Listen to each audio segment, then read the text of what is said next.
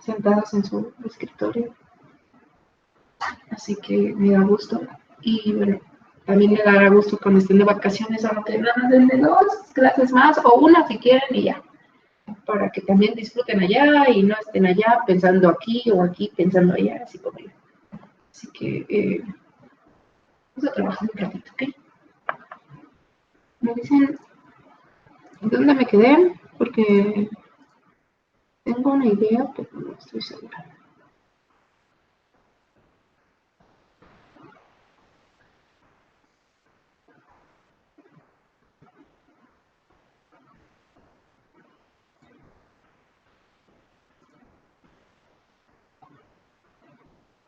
Me quedé aquí, en Turbofan.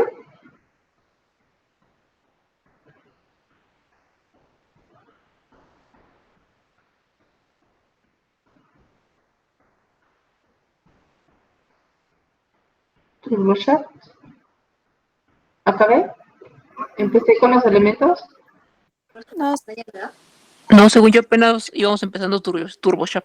¿Ah, sí? Ok. Entonces, vimos hasta de TurboPro. Y hasta aquí estábamos. A ver, ¿alguien más? O también es el caso de que ya no están aquí. Yo recuerdo que íbamos ahí. ¿Aquí mismo? Ok. Entonces aquí continuamos, ¿vale? Bien. Estamos platicando todavía de la clasificación. Y dentro de todas estas clasificaciones, pues tenemos esta última de la que voy a platicar. Esta clasificación es una forma en cómo se obtiene potencia, y eso es gracias a la última clasificación de los motores de turbina de gas, que es la de reacción indirecta. Ustedes saben que este de reacción indirecta casi el 100%, 90% nos va a dar potencia en una flecha y un empuje residual. Entonces, lo que queremos es, pues, una buena propulsión aquí en la flecha. Estos motores turboshaft normalmente se utilizan en helicópteros. Los helicópteros, pues ustedes saben que, bueno, están conectados mediante caja de engranes, diferentes tipos de flechas para diferentes propósitos.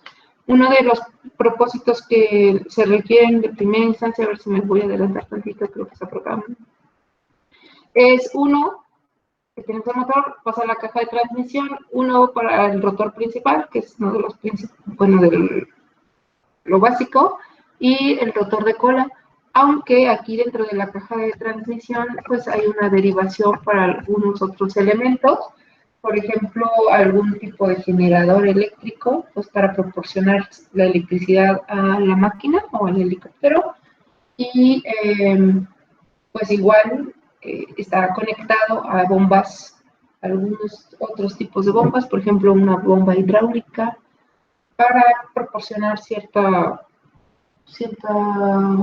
cantidad de fluido y que, bueno, funcionen los sistemas completamente. Entonces, este turboshaft, la idea de funcionamiento es la siguiente. Este turboshaft es de flecha simple y entra el aire, normalmente esta es la entrada de aire, de hecho no está tan expuesta como los otros motores, su entrada de aire está a veces cubierta, pero aquí en este caso, para esta configuración, tenemos una caja de engranes justamente aquí en la toma de aire, y esta caja de engranes pues está conectado a este elemento que es el que va a repartir la energía proporcionada por el compresor. El compresor, pues aquí tenemos una etapa de compresor axial y aquí otra etapa conectada a la misma flecha de compresor centrífugo. Estos dos compresores pues mueven la flecha y pasa a través de la cama de combustión y ya. Nos encontramos con 3 etapas de turbina. Si ustedes se dan cuenta, este flujo entra pues, casi completo a la cámara de combustión. Hay un pequeño flujo por fuera que solamente nos ayuda a enfriar la cámara de combustión y los elementos primeros de la turbina, pero nada más, ¿ok? Y la otra clasificación para este tipo de motores turboshaft es turbina libre.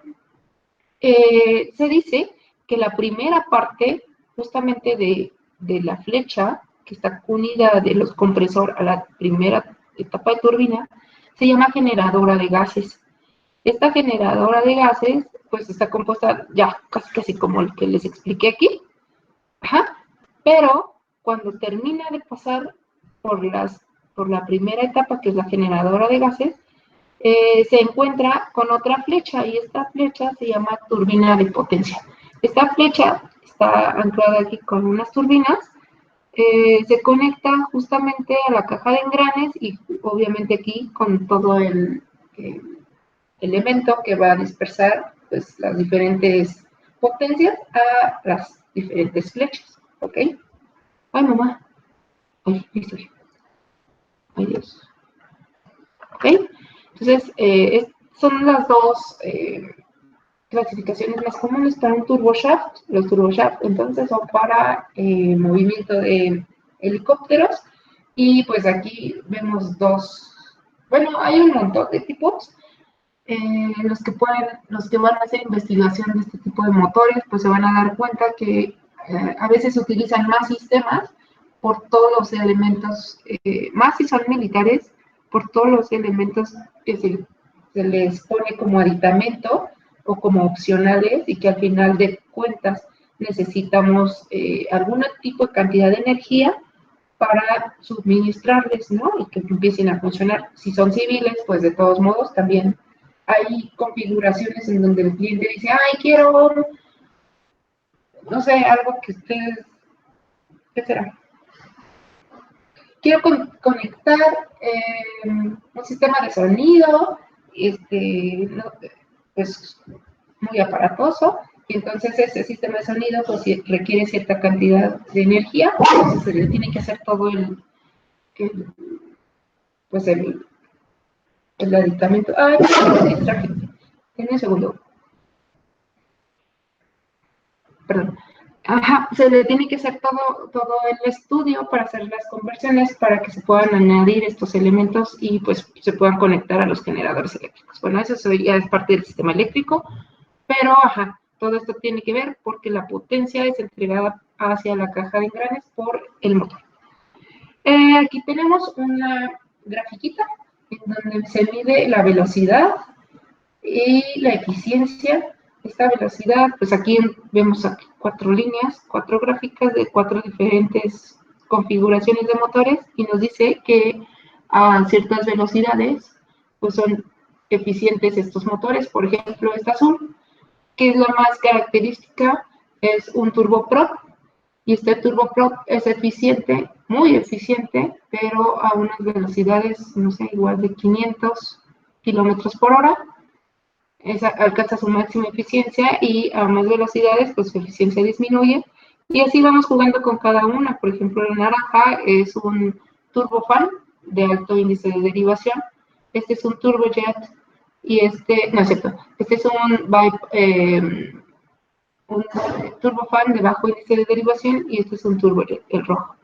No sé si lo recuerdan cuando estuvimos platicando de ellos, dijimos que, bueno, pues no tienen eficiencia o su eficiencia, por ejemplo, aquí en comparación del turboprop, que es cuando está en su máximo, pues no, su eficiencia está muy por debajo del turboprop, pero conforme va aumentando las velocidades y pues va aumentando su eficiencia de este motor. Entonces todo esto tiene que ver con las cualidades, la misión, todo esto que platicamos al principio, para ver cuál es el que se está utilizando para qué características. Y quiero terminar esta pequeña introducción de estas clasificaciones y de estos motores hablándoles de algunos parámetros que funcionan dentro de ellos. Por ejemplo, y los más importantes es el turbofan, el turbojet y el turboshaft. Puse esta nuevamente, ya la habíamos platicado, porque quiero que recuerden este ciclo Brayton. El ciclo Joule-Brayton, ¿se acuerdan que tenemos 2 adiabáticos y 2 isobáricos en el ideal? Pero pues normalmente así funciona. La combustión es en un proceso isobárico y acuérdense que de A a B pues tenemos que llegar a altas presiones y aquí pues, es una expansión, baja la presión. Quiero nada más que vean, no sé si lo mencioné la vez pasada, que el punto de DA es una línea punteada en donde se simula que es un ciclo cerrado en el estudio teórico, pero en realidad no lo es. Pero también quiero que se den cuenta que está en una diferente isoterma y que puede ser que si yo pongo aquí una regla, la presión pues cambie. O sea, la presión tal vez no es constante, pero se considera que la presión en el punto inicial y en el punto final sean las mismas, o que sea la presión de atmosférica, la de entrada, y la presión, se logre tener una presión atmosférica en la salida. Todo esto lo digo porque vamos a platicar cómo funciona la presión, la temperatura y las velocidades en este turbojet. Nosotros ya sabemos cómo funciona el turbojet, cuáles son sus características. De hecho, este es como qué índice de derivación tiene el turbojet, ¿alguien se acuerda? Dijimos que era el abuelito, era el antecesor del que conocemos ahora como turbofan. ¿Se acuerdan cuánto tiene el índice de derivación? O de bypass. Entre 1 y 2, si no mal recuerdo. No, cero. Está ahí. Bueno, de baja índice de derivación es de 0.5 a 1, a 1.9, y de alto índice es de 2 en adelante, 2.1 en adelante. Esa clasificación está. Pero, ¿se acuerdan cuando vimos estos grafiquitos? En donde vimos, por ejemplo, todos estos que son turbojet, el bypass es cero. No hay espacio de aire que pase por fuera de pues, todos los elementos mecánicos. Entonces, este es el caso. Este turbojet, tenemos varias etapas de compresor. ¿Y qué pasa con cada una de ellas? Lo platicamos rápido, pues para que veamos, ¿no? ¿Qué pasa con la presión? Por ejemplo, en el punto 2 a 3. Del 2 a 3 ya sabemos que tiene que llegar a la presión máxima, de 3 a 4 en la cámara de combustión, pero tendría que permanecer constante. Ahí se ve una línea más o menos igual. En la turbina la presión disminuye más o menos a un punto, pero continúan en los gases de escape disminuyendo la presión. Si nosotros ponemos una regla, suponiendo que la presión cero o la presión de entrada, que es la atmosférica, con la final, tienen que ser iguales, pues aquí hay una pequeña discrepancia. De hecho, mi cursor, bueno, mi pulso no está, ¿verdad? Tan bueno, pero ajá, hay una pequeña discrepancia y eso, bueno, de eso se trata el análisis. Cuando hacemos cálculos de ideales, obviamente sabemos, consideramos ya las mismas, pero pues aquí cambia y eso provoca a veces, pues, problemas. Así que hay que tener cuidado con esto. La temperatura, obviamente sabemos que aquí en el compresor aumenta un poco, pero donde llega al punto crítico, aquí en la cámara de combustión, tenemos que asegurarnos con este aire de dilución de la cámara de combustión que se enfríe para que pueda entrar con una temperatura adecuada a la primera etapa de turbina y obviamente no cause tantos daños, no la destruya y pues la temperatura pues ya está prácticamente, bueno, bajó muchísimo, baja todavía en el sistema de escape y se busca que la temperatura pues no sea tan alta y que no haya un choque térmico tan grande. Mientras que la velocidad, pues digamos que donde termina o donde se lleva a cabo la mayor parte de la velocidad es aquí en la expansión, la velocidad es mayor y justamente en la salida aumenta. Si estos tipos de motores tienen postquemador, se aprovechan estos tipos de parámetros para generar un empuje todavía mayor, ayudándonos de las tareas. Este es un ejemplo de los turbojets. Se alcanzan a ver ustedes. Profesora, Y espacio. Dime.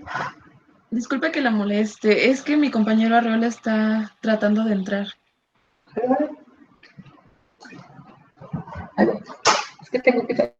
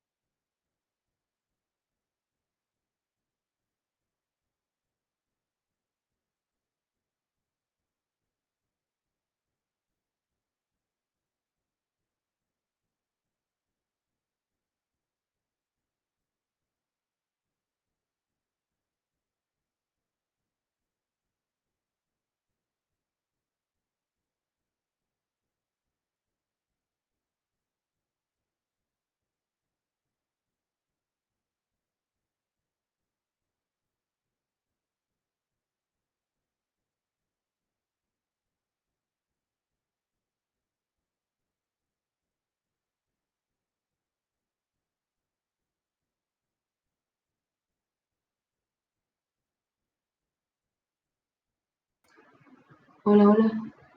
¡Ay, me sacó! A la maestra ya lo vimos. Ay, qué bueno. Es que Hola, maestra presente. en lugar de presionar escape, apagué mi compu. Y ya, perdónenme ustedes, estoy... Maestra, Arre, maestra, qué bonito, Arre. ¿Cómo estás? llevo ahí 2 horas esperando a que me acepte. Ay, ay, chisme, de verdad. Se lo juro. Ay, hijo. Solórzano, ¿no llegó? ¿No está por ahí? ¿No saben algo de Solórzano? Ok. Es que tengo que salirme para aceptar, porque aquí estoy solamente aquí en la CUP. Bien, entonces continúo. Eh,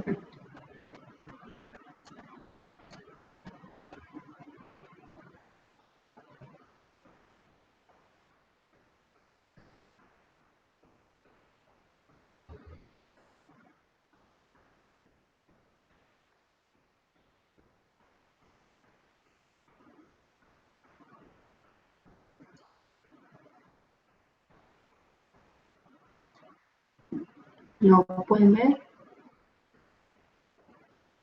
Hola, muchacho. Hello.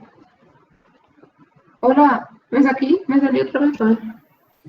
Sí. Sí se ve, maestra. No, sí lo escuchamos. Sí se ve, profesora. Ay, ay, ya me había apuntado. Que bien dice, ya quiero que acabe esto. A ver, ahora sé lo que se siente. Ay, ok, va. ¿Qué estaba diciendo? Ajá. Estas dos imágenes, pues ya, representando el motor turbojet, sabemos que entonces no hay espacio de aire, de dilución, entonces este cero. Igual aquí, su primera etapa, o bueno, esta etapa este es un compresor axial, este es un compresor centrífugo, pero ¿se dan cuenta? Pues no hay aire de dilución y ya. Está unido a la flecha, 2 etapas de turbina, un motor bello, ¿no? ¿Lo podemos identificar a simple vista? Yo pienso que sí, eso espero. Vamos a hablar del turbofan y sus parámetros. Estos están interesantes, quiero que revisen lo siguiente. Esta línea, que es la continua, es cómo funciona, cómo trabaja el fluido del aire cuando entra justamente a todo el movimiento de las partes mecánicas, mientras que la punteada es lo que pasa con el fluido cuando pasa por fuera de todo el motor, y que aquí es donde platicábamos la vez pasada, que este fluido, esta masa de aire que pasa por acá, nos va a dar el 80% de empuje del motor y esta el 20%. Obviamente, pues nos va a entregar cierto trabajo en la turbina para que movamos todo este eje.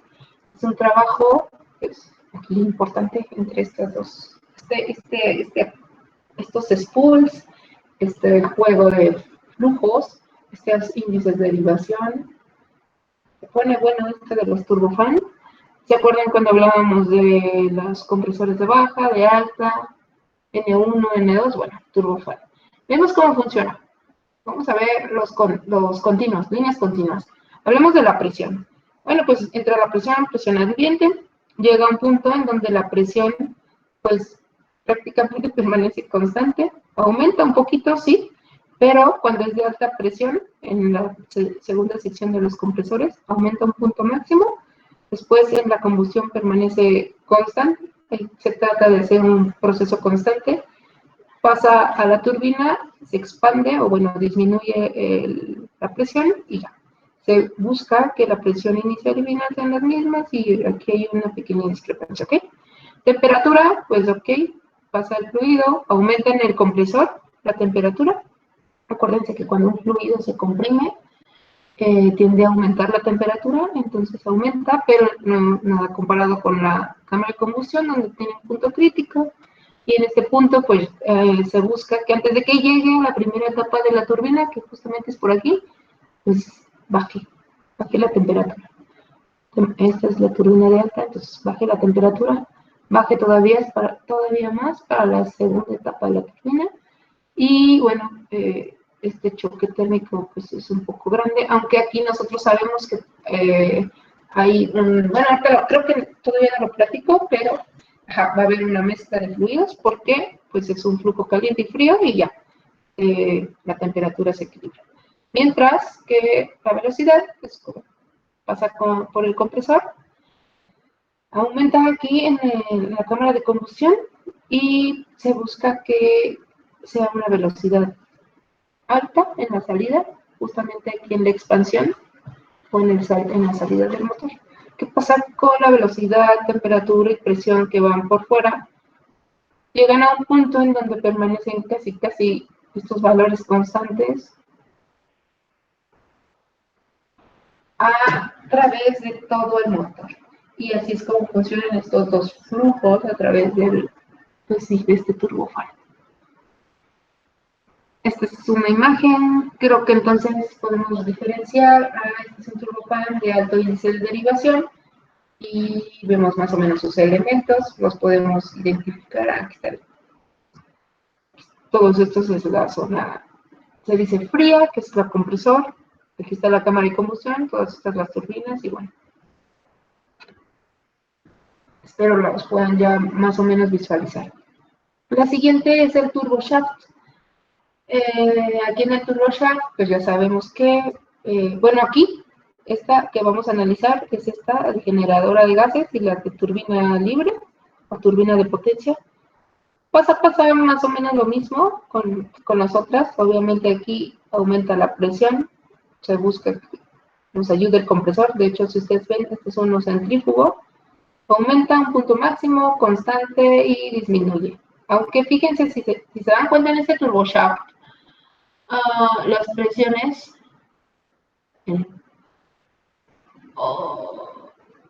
ajá. ¿Sí lo ven? Una discrepancia mucho mayor. Temperatura máximo, ¿no? Disminuye para llegar justamente aquí en la entrada de las... Aquí disminuye antes de entrar a la turbina. Todavía más para que llegue a la turbina de potencia. Y trata de bajar. Y la velocidad.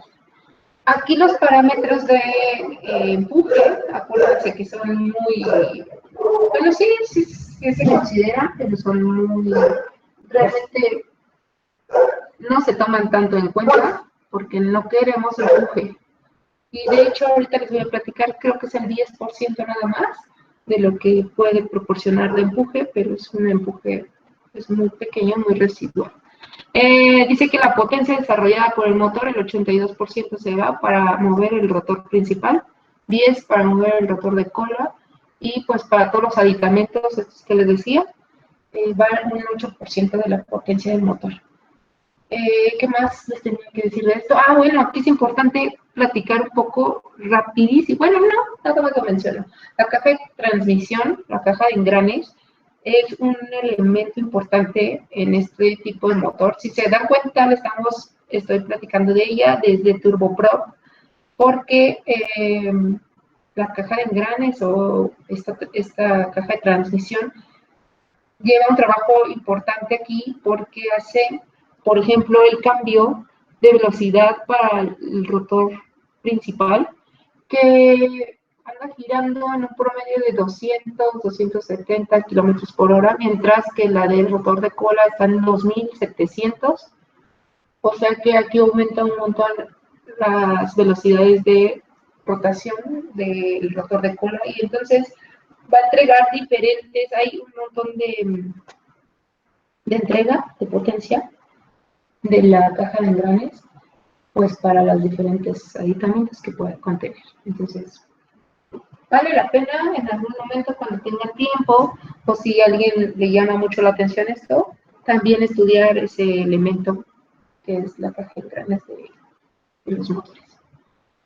Pero ahorita ya terminé de platicar de las configuraciones, de más o menos algunas de sus características de cada una. Maestra. Y ahora me falta... La potencia del motor siempre va a ocupar la misma a pesar del número de palas. La potencia sí. A ver, otra vez, dime. Potencia del O motor sea, siempre va a digamos, ser la si en misma. este caso del diagrama tiene 2 palas, si tuviera 4 palas, sería Ah, la misma potencia en el rotor principal. no, pues va aumentando. Bueno, este es un ejemplo. De hecho, ese helicóptero está ya muy viejito, pero no, son 3 palas. Y de hecho, el de abajo, bueno, el del ejemplo son 2. El de abajo son 3 y el de hasta abajo, no me fue el Caracal, se me fue, 725. Ese 725 tiene 4. Pero, ¿de qué depende la potencia del motor? Quiere decir que si se aumenta el número de palas, ¿necesitamos más motor? Sí. De hecho, si alcanzas a ver, este helicóptero tiene 2. Obviamente, tú sabes que aquí le van a caber 20 personas. Aquí 4, aquí 2. La potencia pues va a ir cambiando, obviamente, sí. Y el motor también. Pero todo es de acuerdo a, pues sí, a la misión de cada uno de ellos, ¿no? No sé si contesté la pregunta. Sí. Ok, Maestra, mande, otra pregunta. dime. Para las hélices de los aviones, ellos tienen como un sistema para cambiar los ángulos, ¿no? Las hélices, ajá. Bueno, toda esa parte también se energiza a través del motor, ¿o son motores eléctricos? Pero tú de cuáles me estás hablando, de De los la pala principal, Ajá. ve que para cambiar, para subir o bajar, necesitan mover el... Aquí en el Ajá, Switchblade, ¿me estás hablando de ese, este motor? De estos. de ese motor. Ajá. Ajá, a ver, ahora sí, dime. También de ahí la potencia se obtiene del motor principal o son motores eléctricos o Sí, actuadores este es el externos. sistema, aquí actúa el sistema hidráulico, pero todo es proporcionado por fluidos o por flechas del motor, todo. Ajá, o sea, los sistemas están conectados al motor y pues nos van a proporcionar, bueno, nada más, este tipo de motores, por ejemplo, se me fue, es el 725, déjate digo bien, es espérame, no te me vayas, 725, este es 125. De hecho, este es la militar, pero por ejemplo, tiene su batería principal y tiene si no mal recuerdo, tiene dos auxiliares. Pero la batería principal energiza el sistema eléctrico y esa batería principal y las auxiliares se recargan por el motor. Entonces, todos los sistemas están alimentados por el motor, por sí, por el motor, y entonces, pues los van a energizar. Este sistema para el giro, ya ves que tiene 3 grados de libertad, son alimentados por el sistema de hidráulico del motor, ¿no? No del helicóptero, sino del propio motor. Lo hace el switch plate. Ok. Aquí tiene una estrella, no sé si se ve. Ajá, creo que alguien llegó. Tiene una estrellita. Ah, mira, ya llegó Solórzano. A ver, díganme si me siguen viendo. Sí, sí, se ve, maestra. Ahí está. Y esa estrella bueno, no, de hecho no es en es en este. Aquí va una estrella en donde se conecta toda la masa del helicóptero aquí mediante 4 tornillos que le llaman los 12 apóstoles y que esos son los que sujetan todo el peso del helicóptero de las palas, o sea, donde se ajustan, ¿no? Y está bien interesante porque el cálculo de esos tornillos para sujetar todo el peso y aparte de todos los movimientos que se ejecutan ahí, si nosotros damos un torque mal, ya sea de más o de menos, o metes chueco, o cualquier cosa que tú hagas o que hagamos con una práctica estándar mal hecha, descuidada, no atendida en su totalidad. Si dejas ahí una pluma, si dejas ahí un trapo para que no te caiga el aceite, no lo sé, cualquier cosita que no esté planeada por el fabricante, eso es cuestión de seguridad y eso, pues, repercute. Pero a lo que voy es que son máquinas, todas en general, todas estas de las que hemos platicado, desde las de alternativos, son máquinas, obviamente de uso de aviación, que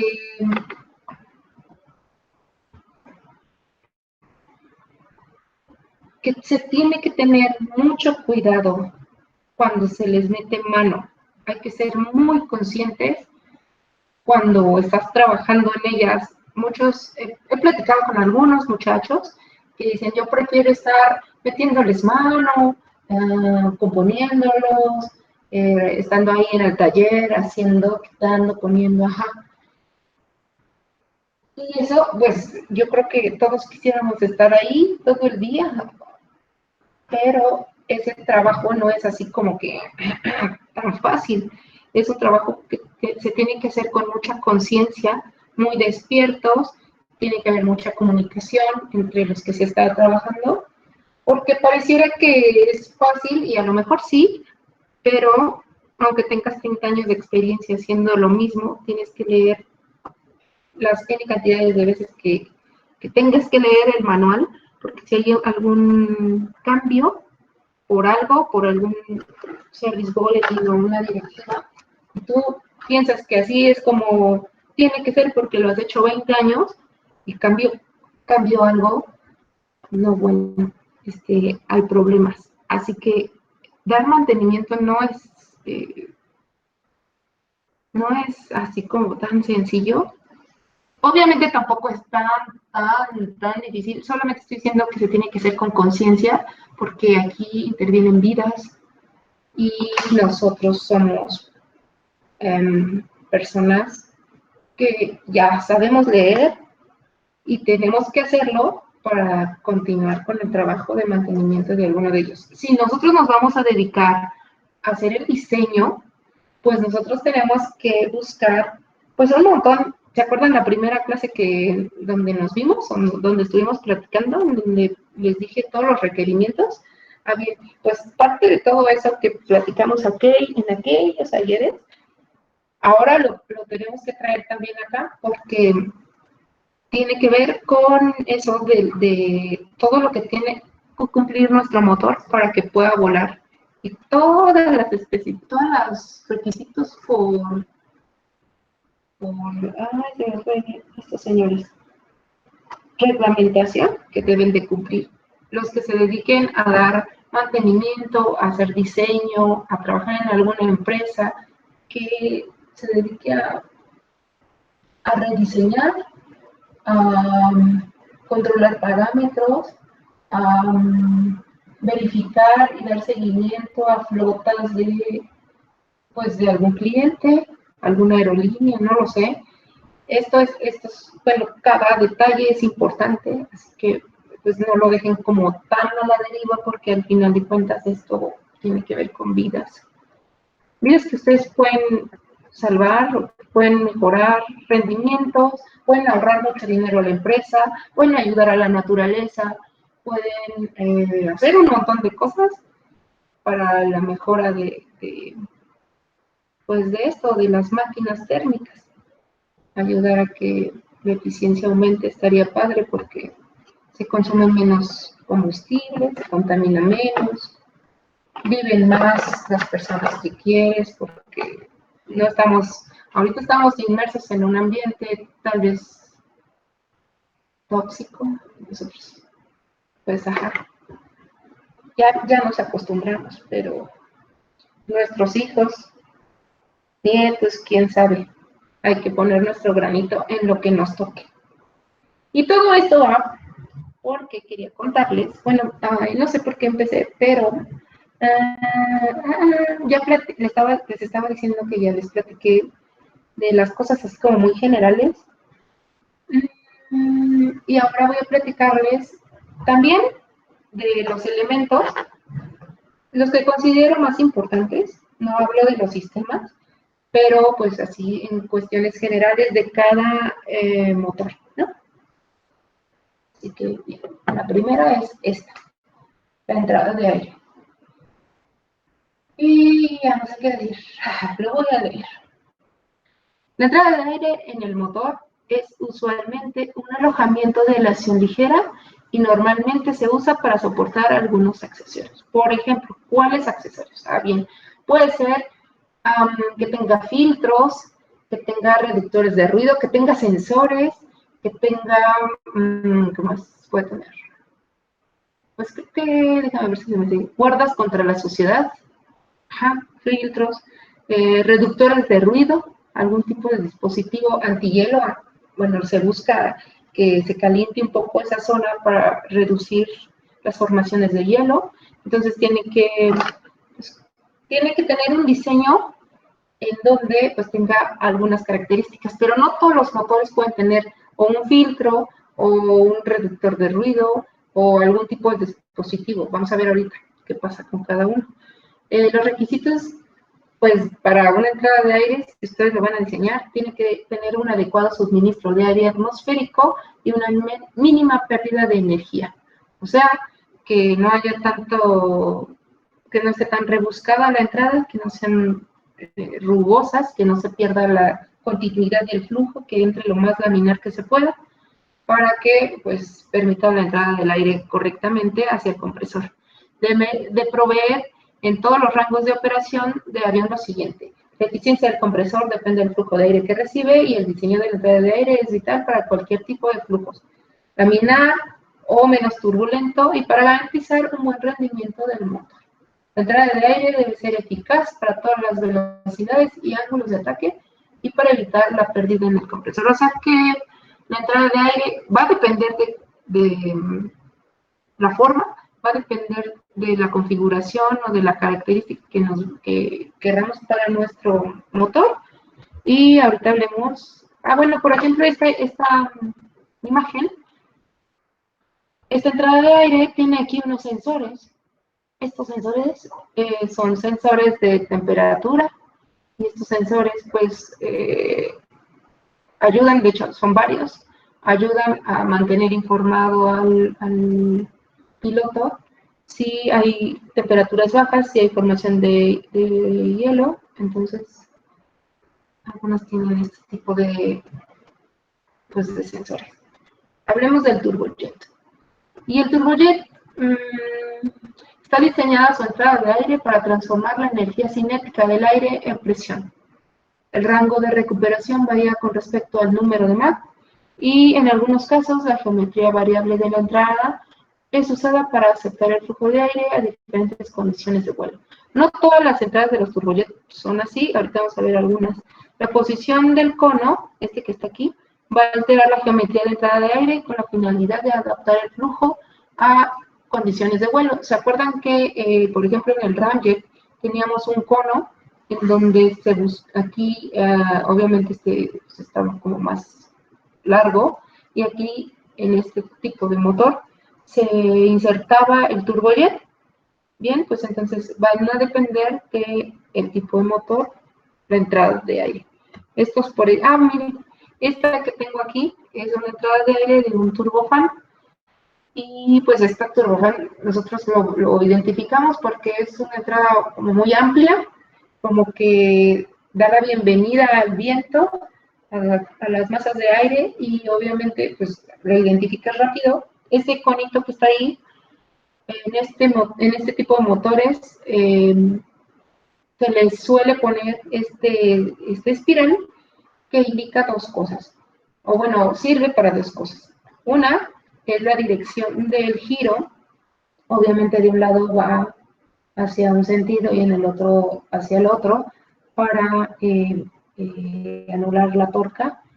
Y La otra es porque se han hecho estudios y experimentos en donde las aves, al ver el movimiento espiral, pues lo ven desde lejos y entonces tratan de evitar esta zona. Entonces lo hacen por estas dos características.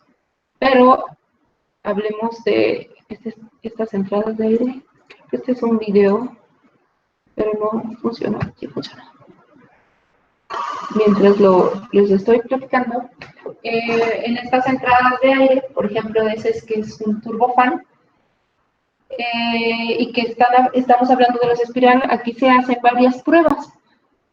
Y justamente es lo que les decía, se hacen pruebas en donde se les avienta o chorros de agua, o hielo,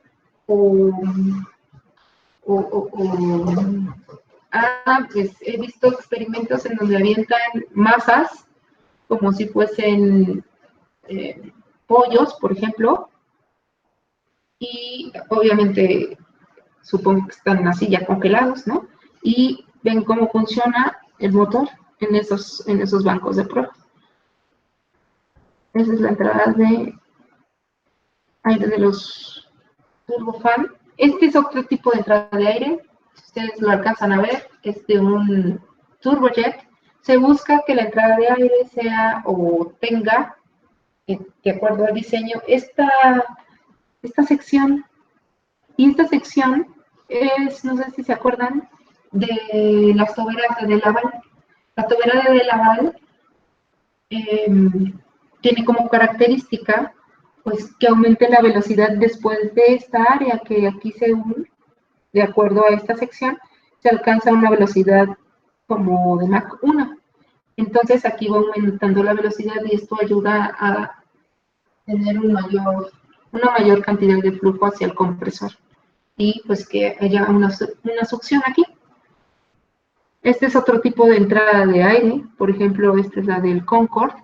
Si se dan cuenta, no es... Es diferente, es una entrada cuadrada. Esta también es una entrada cuadrada. Hasta allá, no sé si alcanzan a ver del lado izquierdo, la entrada de aire de este avión. Hasta acá se alcanza a ver la luz, que se acuerdan que dijimos que estos motores prácticamente no tienen ni elementos móviles. Bien, pues aquí prácticamente se alcanza a ver la luz del otro lado. Esta entrada de aire es para otro tipo de motor, por ejemplo el turboprop. Este turboprop, pues la entrada de aire está atrás de la hélice. La hélice pues va a proporcionar una cierta cantidad de aire y pues pasa a través de ella. Y aquí es justamente donde pasa a través para que se vaya al compresor. Puede estar abajo, así como en estos dos, o puede estar justamente como en esta imagen de acá arriba, atrás. Y por lo general, aquí tenemos la caja de engranes. Así como en el turboshaft, donde lo platicamos. Aquí tenemos una imagen que no me gusta tanto, pero más o menos así funciona. Esta es la hélice, pasa el flujo y entra a través de este conducto y pasa aquí al compresor. No se ve tan bien, pero bueno. Esta es otra entrada de aire. Este es del turboshaft. Pero aquí esta entrada de aire no está tan expuesta como por ejemplo en los turbojet o turbofan. Ajá. Creo que está también más expuesta la del turboprop. Esta no. Estas entradas de aire, bueno, ustedes aquí alcanzan a ver que tiene como una mallita. Esta mallita pues va a proteger que le entren objetos pues grandes al motor, piedras, basura. Después tienen también entradas de filtros antiarena, pues porque estas máquinas están diseñadas no nada más para estar en aeródromos, donde están barridas las pistas y esas cosas, que ustedes en sus clases, o bueno, no sé, pero conocí a una persona que se dedicaba a limpiar las pistas y me contaba que los carritos estos que ustedes ven, esos carritos abajo les ponen unos imanes, y entonces recorren toda la pista tratando de recolectar cualquier tipo de aditamento metálico, y también pues obviamente las barren, entonces prácticamente están como muy limpias las pistas. Aquí no, imagínense una misión en donde está lloviendo, bajan en la selva, están en el desierto, ¿no? Hubo un accidente hace algunos años, no sé si se acuerdan, de un helicóptero que se estrelló con unas camionetas, que levantó tanto polvo que no las vio. Bueno, pues son misiones diferentes a las de los otros motores, entonces tienen que tener este tipo de aditamentos para proteger el motor. Ustedes los alcanzan a ver, esta entrada de aire pues está como muy protegida y tiene aquí su filtro, y aquí pues ni se diga, este es otro filtro. Esta es la entrada de aire del motor de China. Pasemos al siguiente elemento. Y el siguiente elemento es el compresor. Todos los motores tienen su compresor. Hay de dos tipos y ahorita les cuento cuáles son. Pero antes de eso, pues nada más recordarles que el compresor lo que hace es, pues del ciclo Joule-Brayton, aumentar la presión, disminuir el volumen y pues ya, se aumenta la temperatura. Pero bueno, la idea, y que quiero que lo apunten ahí, si están tomando nota, apúntenla. Si se lo están grabando en su cabecita, pues aquí pongan así como más atención. Porque los compresores, cuando son axiales, normalmente están, ustedes ya lo saben, tenemos aquí nuestro compresor y está unido en una flecha hacia la turbina. Ok. Normalmente están constituidos por unas álabes. Y la primera etapa es de un álave rotativo y le continúa un álave, pero que es fijo. A este se le llama estator. Entonces, la primera es un rotor y este es un estator. El rotor está conectado a la flecha, mientras que el estator está conectado al case del motor. ¿Ok? Y la función de esto, de la compresión, este trabajito, debí de haber puesto aquí la imagen, pero el trabajo de hacer la compresión y disminuir el volumen lo va a hacer este juego de etapas. Ajá, juego de álabes. Uno que tiene que girar, el otro se queda quieto, pero este orden sí, o sea, aquí el orden de los factores sí altera el producto, porque tiene que el primero girar y el segundo se queda quieto. O sea, es rotor, estator, rotor, estator, rotor, estator, rotor, estator, y así sucesivamente de todas las etapas que se tengan de compresor. Vimos algunas imágenes en donde estuvimos platicando, es que aquí tenemos más etapas en el compresor, ¿por qué? Que no sé qué, que no sé cuánto. Ok. Dependiendo de todas esas etapas, en cada una de ellas tiene que tener un rotor, estator, rotor, estator. ¿Ok? Esa es la condición. Esta imagen que está aquí es justamente nada más la descomposición de las velocidades en el rotor, que este se le imprime una velocidad, que es el que está girando, mientras que el otro se queda pues fijo. Pasa la velocidad inicial o velocidad 0 y empieza la descomposición de las velocidades entregando una velocidad final o V1 y que esta se va a convertir en una velocidad V2 justamente en la segunda etapa. Alcanzamos aquí a ver el diagrama de velocidades y más o menos se comporta así. Esta es la resultante V1 que se va a entregar a la etapa del estator. Y si vamos haciendo eso en cada una de las etapas, pues podemos ver qué pasa con la velocidad y ahorita se las voy a enseñar. El otro tipo de compresor que existe, ya les platiqué del axial, es este que es el centrífugo. Y también ya les había platicado de él porque les había dicho, es que aquí parece un sombrerito y aparte que parece un sombrerito, no sé si les puse el ejemplo que se parece a la chacachaca de las lavadoras. Bien, este compresor centrífugo también tiene esa característica de tener su rotor y su estator. Esta que va a girar es la rueda del compresor, mientras que los difusores van a estar aquí estáticos, igual en el case del motor. Y lo que va a hacer en sus gráficas es que la presión va aumentando, que es lo que nosotros necesitamos. Vamos a comprimir, aumentamos la presión, pero la velocidad en el rotor aumenta y en el estator disminuye. Y entonces se va formando así como una sonrisa de cocodrilo. Ahorita lo vemos. Este es el compresor centrífugo, pues, este es el rotor.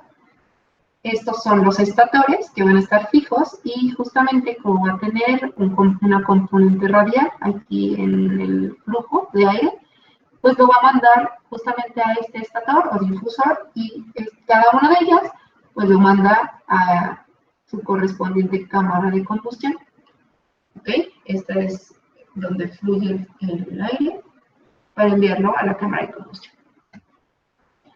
El compresor axial, que es el que platicábamos, que este es el rotor que está pegando a la flecha y que esta es la parte superior y esta es la parte inferior de la cubierta del motor, se ensambla aquí y entonces ya tenemos estos que son los estatores, este que es el rotor que va anclado a toda la flecha de todo el motor. Normalmente la presión pues está en un punto, cuando termina de comprimir la presión aumenta en la salida. ¿Y qué pasa con la velocidad? Si ya habíamos platicado el triángulo de velocidades, la velocidad en el rotor aumenta y en el estator disminuye, haciendo un juego en donde la velocidad parcialmente es constante, aunque aumenta un poquito. ¿Se acuerdan cuando vimos las gráficas de temperatura que acabamos de ver? Temperatura, presión y velocidad.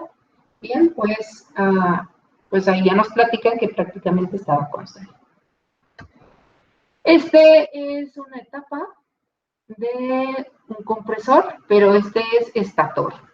Este obviamente es el que está pegado a la pared del motor. Esta no se va a mover, el que se mueve es el que va en el centro con la flecha. Por ejemplo, este es toda la flecha de todos los compresores, rotores, y esta es la turbina, pues obviamente rotor.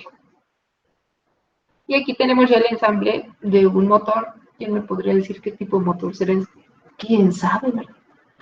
Donde tenemos dos etapas estas son unas hélices que van a preparar el flujo para que entre lo más laminar que se pueda hacia los compresores.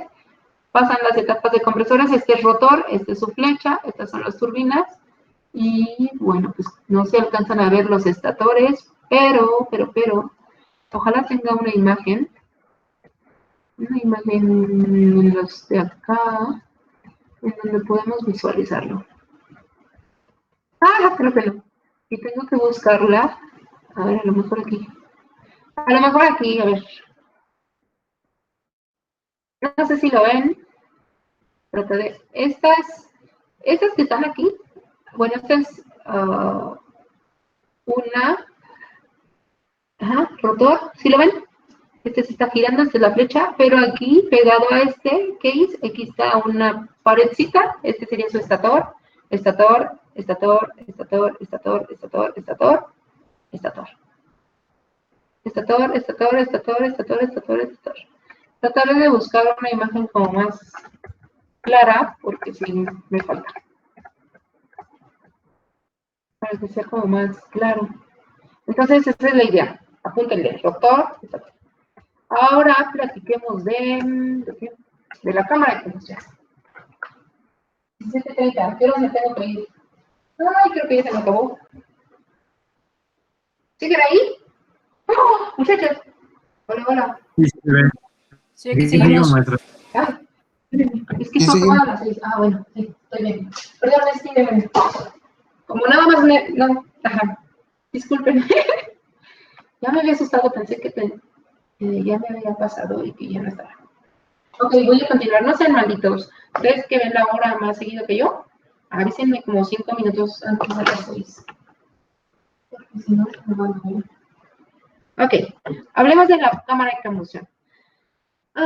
¿Qué decimos? Ya sabemos qué es la cámara de combustión, ya sabemos para qué sirve, ya sabemos qué hace, pero bueno, vamos a platicar de ella. Y es que una diferencia, sí, yo veo varias diferencias, pero una básica en comparación, por ejemplo, de los motores alternativos con esta turbina de gas, es que la combustión es continua.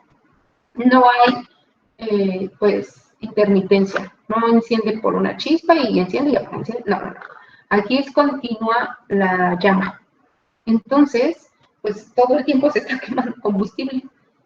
Lo vimos, por ejemplo, que platicamos cuando vimos lo del Concorde, que decíamos que 2 toneladas de combustible era lo que necesitaba para justamente el despegue o lo que se tardaba en la pista para despegar. Y es que estos motores sí consumen mucha cantidad de combustible. La función de la cama de combustión es proporcionar un lugar en donde la mezcla aire-combustible sea quemada y suministre un gas resultante en la combustión a la turbina, transformando la energía potencial de combustible en energía calorífica. La relación ideal de combustible-aire, pues ya no la sabemos de memoria, 1 a 14.7 o 1 a 15. Sin embargo, esta relación crea una flama de temperatura muy alta que sería inaceptable a la turbina. La mezcla de combustible la realiza automáticamente la computadora, el FID, dependiendo de las condiciones del vuelo. La computadora va a ser la que va a tomar las decisiones de todo en estos tipos de motores. Y bueno, se busca que la combustión sea pues, lo más estequiométrica que se pueda, que sea completa, pero eso va a depender de las condiciones de vuelo que va a tener nuestro avión. En algunos motores, una mezcla pobre, no sé si se imaginan esta mezcla, lo puse ahí en paréntesis 1 a 50, es admitida a la cama de combustión con la finalidad de enfriar el gas y obtener una temperatura de entrada de la turbina aceptable para ciertas condiciones en la potencia. No se está diciendo que se vuele con ese tipo de mezcla, pero puede llegar a manejar mezclas, pues, que, sí, como esas, muy pobres, en donde funciona porque todo el tiempo está quemando combustible y pues ese requerimiento de potencia puede que se utilice en alguna maniobra del motor.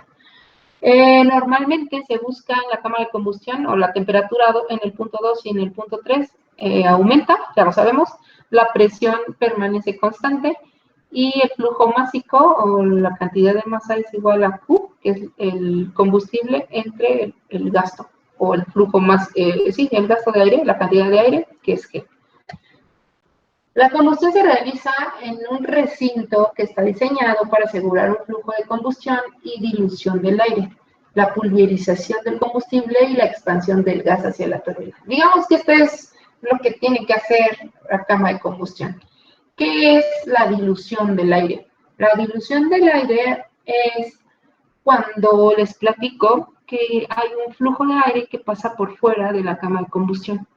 Pero justamente este diseño, esta que está aquí arribita, es una cámara de combustión anular que cada uno de estos que ven aquí son orificios. Y estos orificios van a ayudar a que el aire que pasa por fuera forme con el calor que está aquí dentro, forme un tipo colchón de aire alrededor del material. Y ese colchón de aire ayude a proteger el propio material de la turbina y no lo dañe. La cámara de combustión también debe asegurar una buena estabilidad de la llama, la correcta operación de la amplia gama de flujos y la habilidad para volver a encender a diferentes altitudes en todo momento.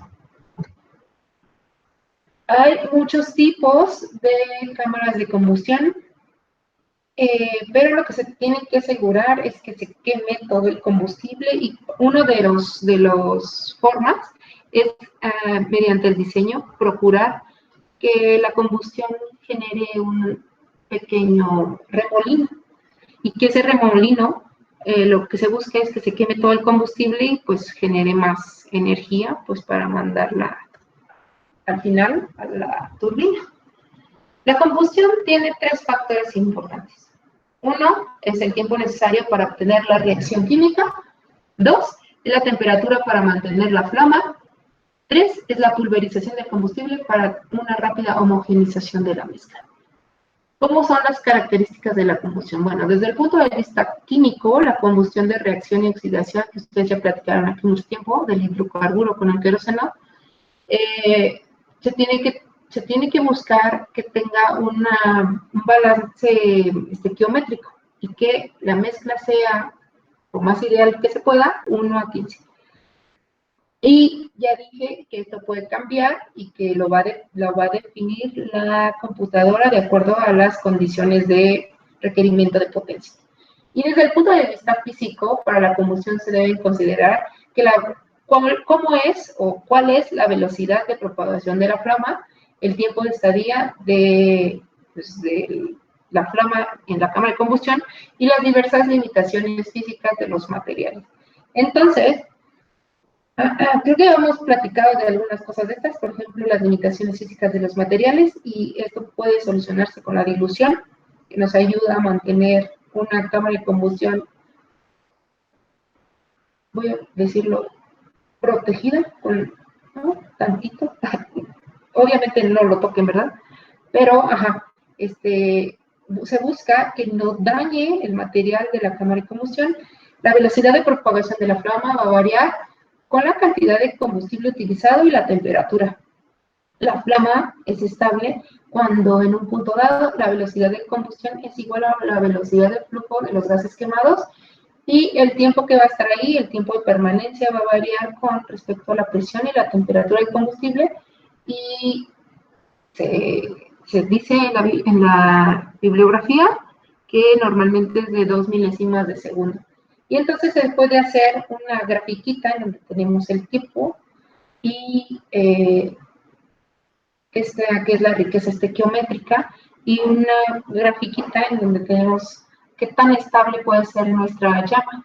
Va a estar desde 0.5 hasta 1.5. Lo ideal es que estemos en medio, pero la combustión no puede obtenerse con mezclas que estén, digamos, en los extremos, o muy pobres o muy ricas. Los limitantes de esta inflamabilidad y la extensión de la flama se pueden representar en función del tiempo y de la riqueza estequiométrica. Se tiene que buscar que la flama esté dentro de estos puntos o dentro de esta área amarilla para que funcione lo más eficiente que se pueda nuestro motor. La cámara de combustión anular es una cámara de combustión pues muy usual, muy convencional. Aquí sí se alcanza a ver en esta imagen cómo es más o menos cómo funciona. Viene el aire, entra, enciende bueno, aquí, gracias al oxígeno, pues, se provoca la combustión, y estos son los gases, mientras que pasa el aire a través del espacio de dilución y entra a cada uno de estos espacios tratando de enfriar o de provocar esto que les platiqué, de colchones de aire, y bajar la temperatura de estos gases justamente aquí, en la salida, para que cuando entren a la turbina, pues ya no tengan tanta temperatura. El combustible es atomizado por inyectores o quemadores, normalmente le dicen quemadores, que están instalados alrededor de la cámara de combustión, y esta disposición supone que existe una única cámara en forma de anillo que rodea el eje del compresor y la turbina. Dicha cámara consta de un solo tubo. Y una serie de inyectores o quemadores cuyo número va entre 12 y 25. Esta es una cámara anular. Aquí van los inyectores, todos estos. Y estos son los hoyitos estos de dilución. Aquí hay otra en donde también se alcanzan a ver los orificios de dilución. Aquí deben de estar los inyectores.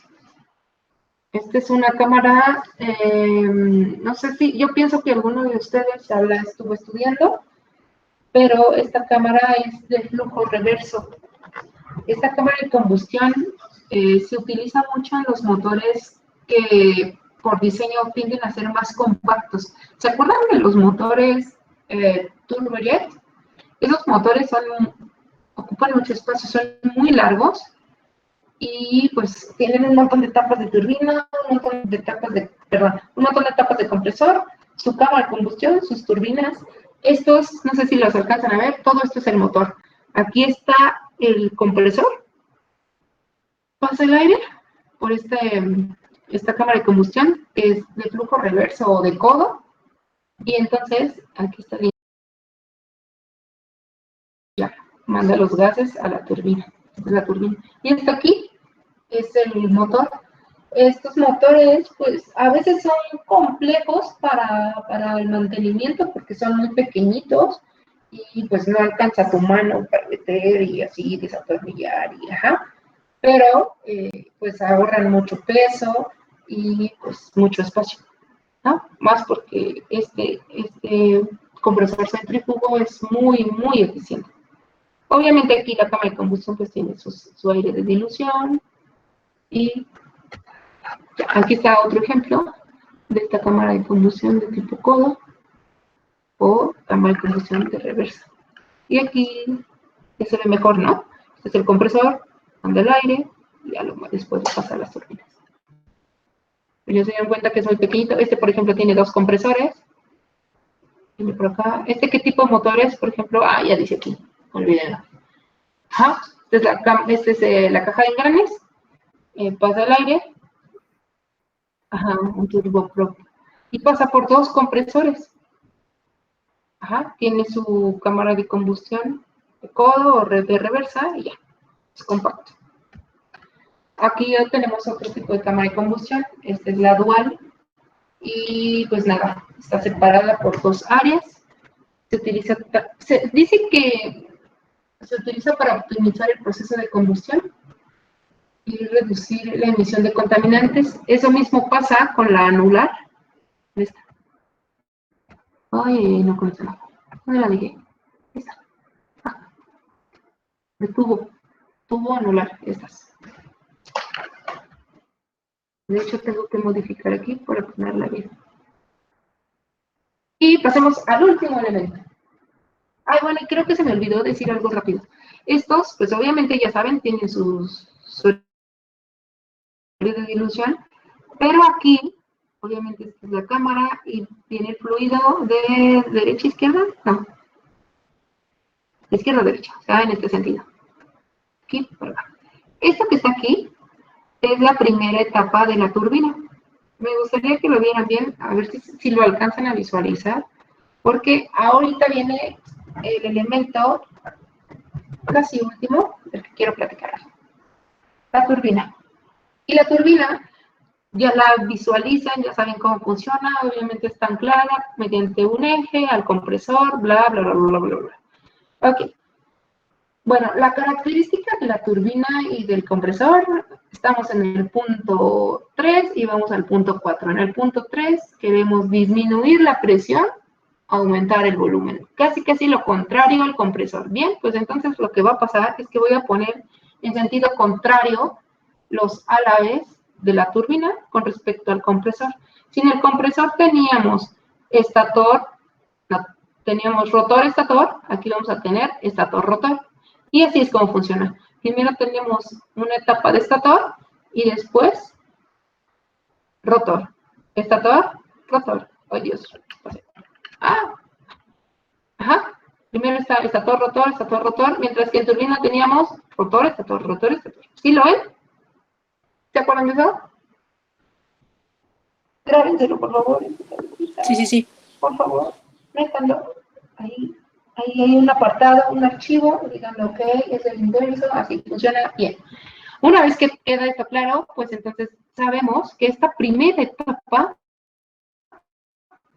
este estator que está aquí, va a ser el que va a recibir todo, pues, de primera instancia, los gases provenientes de la cámara de combustión, pero con toda esa temperatura y con toda pues, la cantidad de energía, ¿no? Aquí también se va a hacer se me fue el nombre, un análisis en las velocidades, un diagrama de velocidades. También vamos a tener nuestra velocidad resultante, pero esta, en la primera, quiero que se graben que es un estator. Y justamente quien me va a ayudar a aumentar la velocidad, pues va a ser este rotor. Algo que tengo que platicar es que, bueno, aquí están, son los que van pegados al case, este es el que va girando. Aquí alcanzamos a ver algo y no sé, creo que no se ve. Bueno, pero quiero nada más platicar antes de irme. Esta es una sección de un álabe de turbina y la puse porque me parece interesante que vean que justamente está hueca y que aparte tiene estos orificios. Y ustedes, yo pienso que ya se imaginan por qué. Porque tenemos que ayudar a este material a que no se sobrecaliente, que no pase por choques térmicos y entonces pues le ayudamos con ese aire de dilución. Pasa por aquí una cantidad de aire frío que ayuda a templar este material y a protegerlo con este aire de dilución que forma ese colchoncito de aire, pues para que la temperatura no lo afecte tanto. Y es el que está, o este es otro ejemplo, y es el que está justamente aquí. Ay, ¿dónde está? Estos. Esta es la primera etapa de la turbina. Así es. Pero dijimos, estator. Y ya nada más para terminar, a ver si se alcanza a ver. Pues esta debe ser la estator. Rotor, estator, rotor, bla, bla, bla. Bueno, no sé si los ven aquí. Estos son los estatores. Obviamente sus rotores. Ay, mira, aquí se ven mucho mejor. Sí se ven sus estatores y sus rotores en este motor. Y creo que terminó. Ah, no, me falta la salida, pero no sé cuánto tiempo tenemos. 4, 6 minutos. Yo creo que lo hacemos la próxima vez. Pero bueno, a ver, los dejo con este videito. Lo vemos la próxima clase. Platicamos de lo que nos falta y de lo mucho que nos falta. Y ya, ¿vale? Pues, a ver si lo alcanzan a ver, si lo escuchan. ¿Escuchan el audio? Yo sí le puse en termo el semestre que tu curso de contados no está. Ay, no los entendí. ¿Sí me escuchan? ¿Escuchan el audio? No, el audio no se escucha. Pero- ¿El audio no? No.